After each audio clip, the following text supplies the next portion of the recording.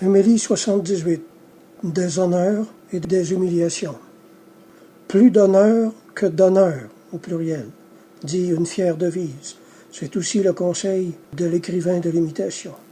Ce qu'il faut rechercher, en effet, dans la vie, c'est la vertu, c'est-à-dire l'honneur, et non point les honneurs, c'est-à-dire les dignités. L'homme est ainsi fait qu'il trouve partout l'occasion d'établir des hiérarchies pour s'attribuer le premier rang. Même dans les infimes détails, c'est un travers et un besoin. On tient souvent à ces nuances, beaucoup plus qu'aux grandes dignités. Il faut savoir en faire bon marché et ne pas s'aveugler soi-même sur leur valeur et sur leur importance. Le vrai fidèle est au-dessus de ces étroitesses. S'il est méprisé, il s'en réjouit. S'il est honoré, il se souvient du conseil. Les honneurs ne doivent pas changer les mœurs.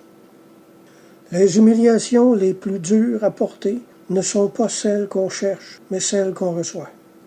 La vertu ne consiste pas à ne point en être affecté. Ce serait de l'insensibilité, et ce n'est pas là une qualité. Elle consiste au contraire dans la peine qu'on ressent et qu'on supporte avec patience. C'est alors de la force, et la force grandit. L'humble, c'est-à-dire celui qui sait supporter les humiliations, doit paraître au-dessus des choses de la terre. L'humilité est dans l'esprit, et non point dans le cœur ou le courage. Cherchez à paraître humble dans ses habits pour acquérir l'esprit d'humilité. Élevez votre cœur vers moi, vous ne souffrirez pas du mépris des hommes.